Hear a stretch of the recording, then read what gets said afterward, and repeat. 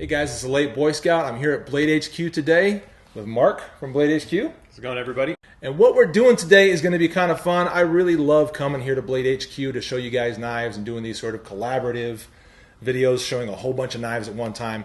And so today, for this Kershaw Emerson review, we're going to show you the entire line of knives, discuss some of the ups, some of the downs, in my opinion, and really kind of expose you to the whole line and try to help you decide which one is for you and whether you should buy any of them. So let's get started. Let's look at some knives here.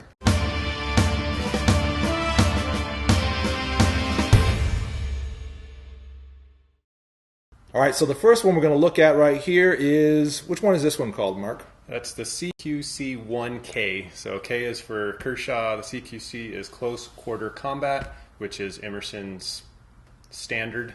Okay, so on the CQC1, this is actually one of the two Kershaw Emersons that I purchased. Here's mine on top with a lot more blade wear than the one that's fresh out of the box here for display. I have played with this knife quite a bit. I've used it for a lot of utility tasks around the house, cutting up cardboard and other things. And I do find it to be a pretty nice, effective knife. I will say that that 8CR13 MOV steel, no surprises here, does dull over time, you know. Just to butt in, I believe these all have 8CR14 MOV steel. 8CR14, yes. Okay.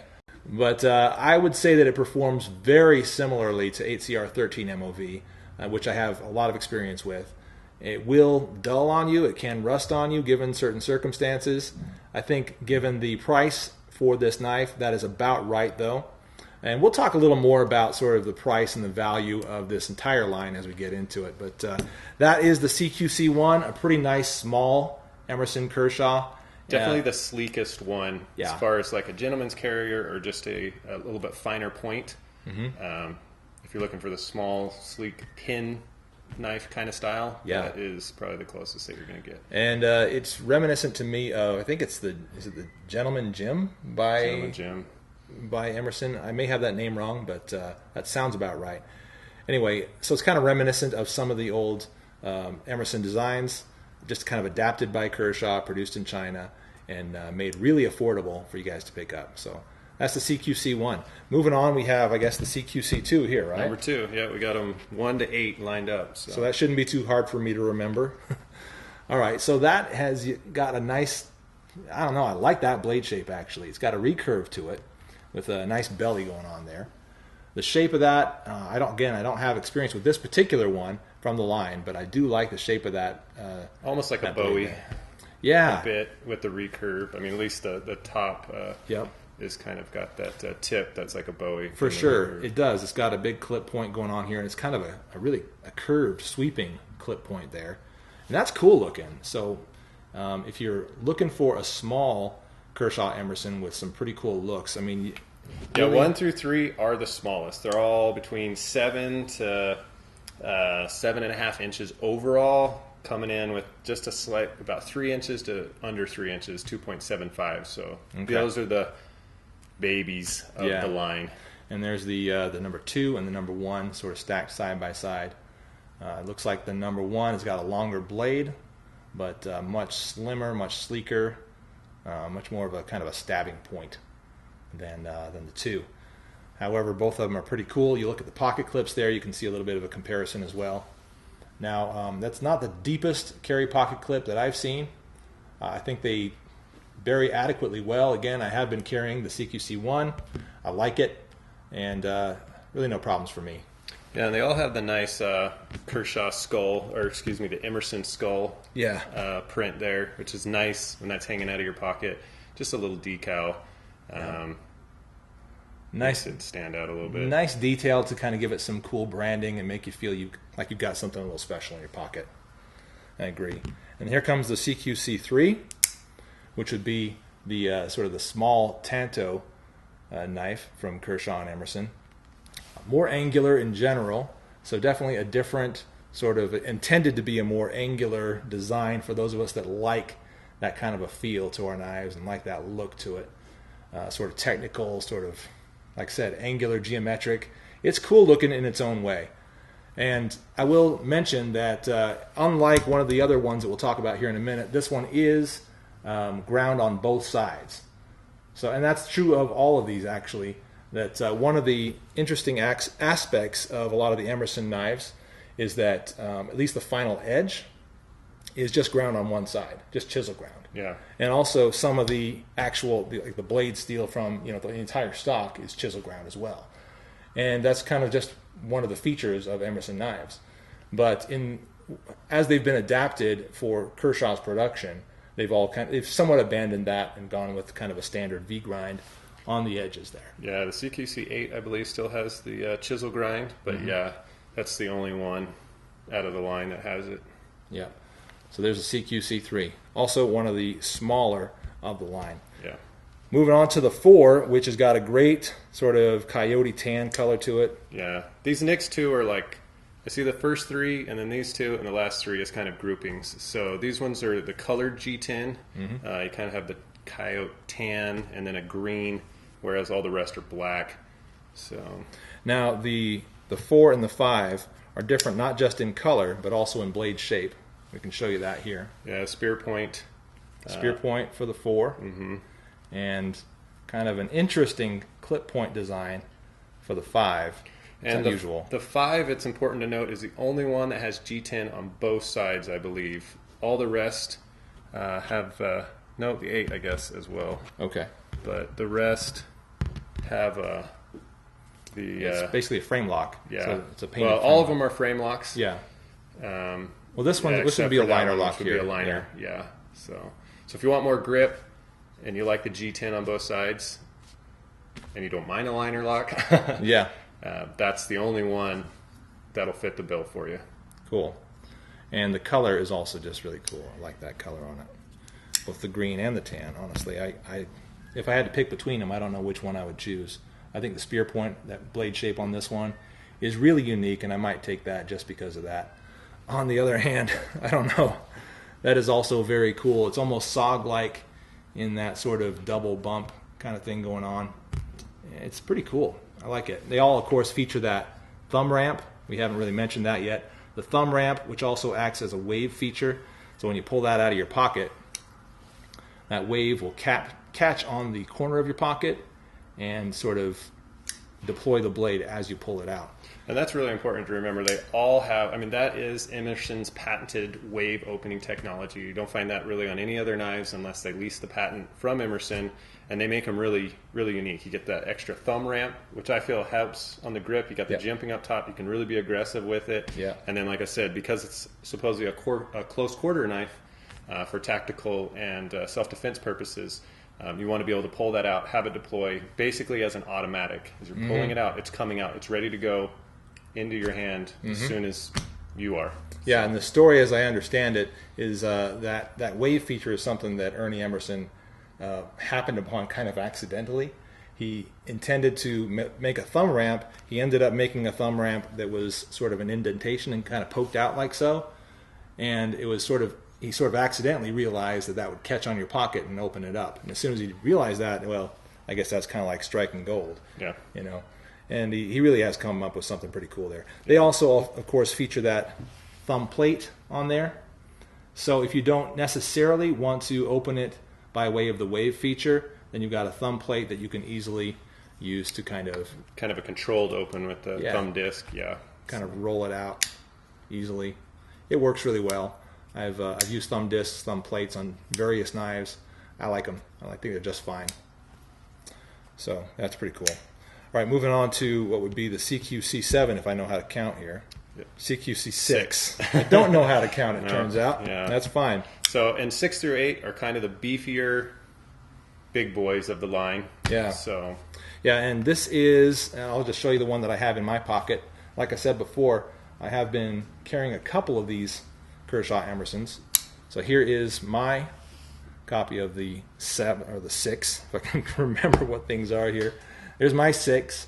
You probably can't tell, but it is a little scuffed up on the blade stock, again from doing household chores, some cardboard slicing, and of course lots of other cutting.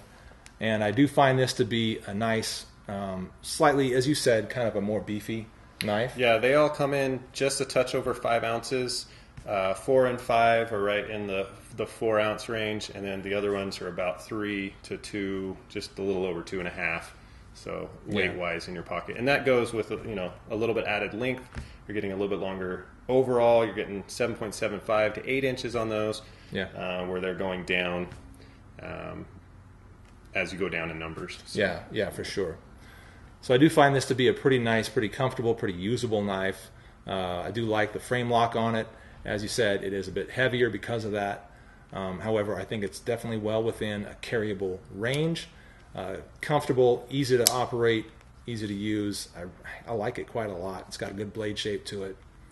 It's the CQC6 there is a pretty nice knife. I like it. So one thing to note, though, as well as on the 6 and 7, these have kind of a satin, almost a two-tone with a stonewash along the grind, whereas all the rest are black coated. Yeah. So if you like your steel shiny, the 5 and 6, or 6 and 7, excuse me, the 6 and 7 are the ones that you're going to want to look at for that. And it is a really unique finish on there. It looks like it's kind of brushed in this direction, in that top portion of the stock, which is very handsome and nice looking. Yeah, you usually see that reverse, where you kind of get a stonewash on top, and then where the grind is where it's polished off. Yeah. So it is a unique appearance. I think it adds some value and some real appeal to it. I do like what they did with that, and just kudos on manufacturing. They've kind of pulled off something pretty cool there. All right, moving on to the 7, which, as I was debating kind of which one to buy when I first started looking at some of these Kershaw Emersons, I noticed that the 7 and the 6 are identical except for the blade shape. Yeah, it's really, if you want a Tonto, you go with the 7, and that's the biggest difference really between these. Pretty much it. And even the finish of the steel is identical, in the stone wash and the brushed area there, polished area. So there's really no difference between these two except for the blade shape. So just kind of pick your poison. What do you prefer? Do you like more of a sweeping kind of Bowie shape to your blade, or do you like that Tanto shape? It's up to you. I think they're both really cool. This is obviously going to give you a little more tip strength, or supposedly so. I think that you're not going to lose anything by going with this one. It really just comes down to personal preference. But equally good knives on these two right there. And the last one we want to talk about is the 8. The 8. So, I'm glad you cued me on that because I lost track. Yeah, so again, the chisel grind, a bit different. That does have G10 on both sides. So I guess you're probably looking at a liner lock on that one as well. That would be right. And Tonto tip, again, wave opener, and the little thumb ramp with the jimping. So. And if you haven't seen one of these up close, here's what we mean by the chisel grind. On this side of the blade, it looks completely flat. That's because it is. They didn't alter this side of the stock at all. They just did all the work over here on this side. So you've got, obviously, it's a Tanto shape to it, but you've got some blade stock there, and then it comes down right here and there, and that's where the final edge is too. And if I'm not mistaken, and I am not mistaken, there's no grinding whatsoever on that opposite side, not even on the final edge. All the grinding is done on this side. And if I understand Emerson's reasoning behind that, the reason why they want that chisel grind on there is so that it's simpler and easier to resharpen in the field if you're, say, a soldier, and maybe the best thing you can find to sharpen your knife is a fine rock. And you only have to sharpen one side of it, you don't have to sharpen the other and try to get that V-grind perfect again. You just get one side resharpened on whatever surface it is you can find, and you've got a sharp, usable knife again. I think that's, kind of makes some sense. For those of us that are really used to the V-grind on our knives, it might make us say, well, hey, hang on a second, that knife isn't finished. You didn't grind the other side. But really, it's all done on purpose, and there is reasoning to it, and I think the reasoning is pretty sound. Of course, some jimping on there, as you mentioned, the thumb ramp, the plate, and some jimping here up in this area right as well. Right, kind of up there, might give you kind of some nice purchase for your thumb or something like that. All kinds of good uses for all of these knives, really. It's a very cool lineup, and I was, as like many of you probably were, I was very excited for the Kershaw Emerson collaboration to come out. Once I realized or found out that it was announced, I wanted to get some of these in hand. I wanted to look at them. I wanted to buy a couple of them. I wanted to play with them because I didn't own any actual Emersons. I felt like they were a little out of my price range and just wasn't really willing to spend that much money at the time. Mm-hmm. And so when I realized that I could get a around $35, $40 Kershaw with all the design features of a really nice Emerson, I was pretty excited. And I'm sure a lot of you guys are too. So those are some of the reasons why you probably would be interested in buying it, as I was initially. Here are some of the reasons that, well, from my perspective and my perspective only, I think you might want to, think twice about buying yourself a Kershaw Emerson. I think that Kershaw does a pretty nice job with their overseas manufacturing. They create a lot of knives in China that are manufactured in China, designed in the US or whatever, but they're all made in China. All of these are also made in China. What it comes down to is a lot of Kershaw's other knives that are not branded Emerson, which are made in China, cost less than these ones do. And so you're spending a little more for kind of the same quality, but just the Emerson name. If you're okay with that, if you really want to have an Emerson design, then yeah, it's worth the extra money. But if you just want to have a decent knife from Kershaw, you could probably go with almost any other one of their, dozens or more designs that they've made in China that are going to be the same quality and, you get almost exact same features. Mark, do you have any final thoughts on these? Well, I would just counterpoint right at the beginning. The reason you would buy one of these is because you're getting that Emerson design. You're not going to get that unless you're getting an Emerson. That's true. So that is kind of maybe where a slight price difference would be. But that's what makes these knives so exciting. You have a lot to pick from, and they're very affordable. It's kind of like training wheels, If you find out that you like it, then maybe you're going to willing to drop the $150, $200 on a full-blown Emerson too. Again, they are manufactured overseas rather than just the Emersons that are USA made. But that's what makes them affordable and now widely available. Yeah, and you make a good point with that. I mean, you could also say that about the Hinderer design knives that Kershaw makes overseas. The Cryo, for instance, cost a little more than some of the ones that don't have a Hinderer name to them that are made with the same materials. But again, it's because it's got the Hinderer name on it and the Hinderer design to it, which is unique and cool and really kind of special. So if you are attached and really interested in those Emerson designs, yeah, I think that's probably a good reason to spend a few extra dollars on one of these Chinese Kershaws. So guys, that has been my sort of overview and review of the entire Emerson Kershaw line. But guys, I hope you've enjoyed this overview. For sure, this is really just kind of an opportunity for us to get together, show you some cool knives, talk about them, talk about why I like them, and why you ought to come over to BladeHQ and check them out. So thanks very much again to BladeHQ for hosting me on this one. Yeah, we always love to work with people in the community. All right, and we'll see you guys later. Take care. A lot of people own a Honda and Toyota because they're great cars. When you get right down to mileage and how long it'll last, they're good cars. And I feel the same way about the Brazilian. It's a great knife. A lot of people own it because it's amazing. With good reason.